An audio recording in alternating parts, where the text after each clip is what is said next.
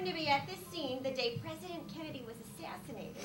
Now, I think I told you last week that I was there too, but I was just a baby, so I'm too young to describe any of it to you. So without further ado, please give a big Carpinteria Middle School welcome to my grandfather, Clarence.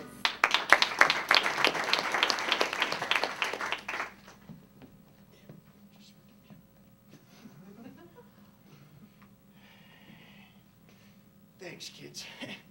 I have to say, when Lori called me up this morning and asked me to go on an outing, this wasn't exactly what I had in mind, but it is nice to be out of the home once in a while. I remember that fateful day in Dallas well. I was picnicking with my wife and my baby granddaughter. Now, let me say right off the top that people don't talk about it much, but that was one hell of a shot.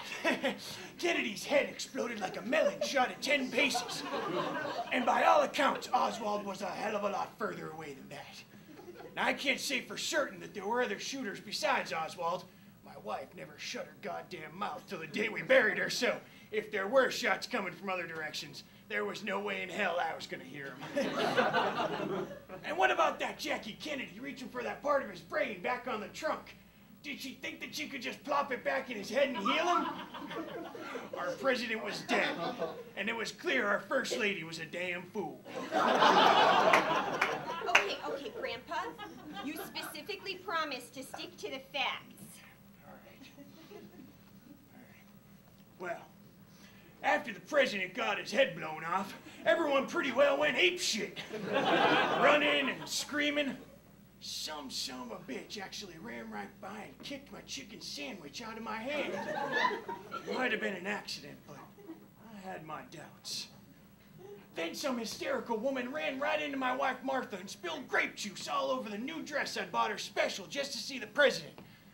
That dress cost me $15. Okay, Grandpa, I'm sorry you were out your $15, but that... And the sandwich! And of course your sandwich. But I think bringing those things up undermines how the tragedy affects the country as a whole. God damn it, Laura, you asked me down here and I'm gonna tell the story my way. All right, fine, go ahead. Got your lip. Oh. Anyway, kids, so I'm crawling around trying to find my sandwich before someone steps on it or picks it up and runs off with it.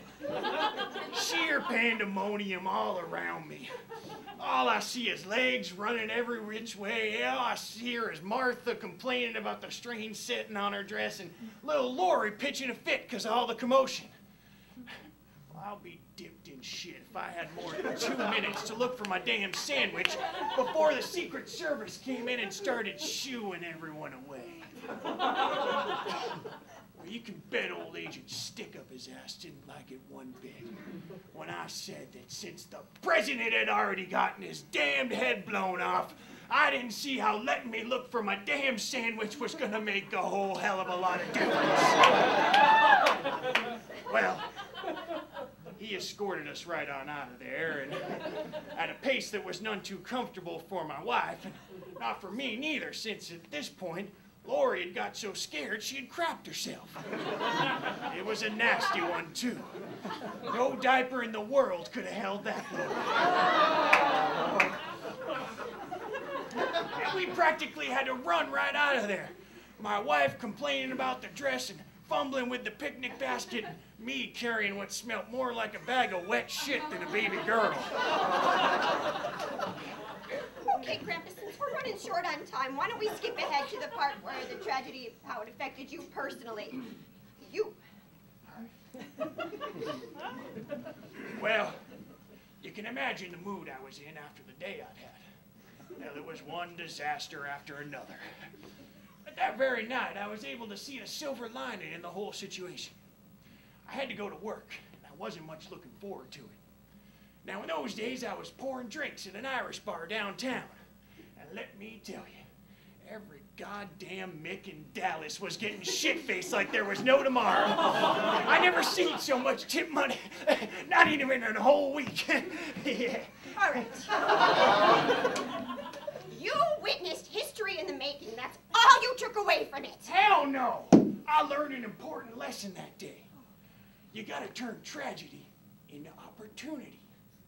Like that guy that sold them flag stickers to put on your car after 9/11. Well, you can bet your sweet asses I was on the phone putting in for a double the minute the first bullet hit Bobby Kennedy in the gut a few years later. That was a good night too, but he wasn't as popular as his brother was, so we... Crusty old bastard! You go wait in the car, I'll drive you home when the kids are at recess. You asked me here, I wanted to go to the beach, but you wouldn't take me. No, I wanted to go to the beach, but you said come talk to these stupid little programs. No,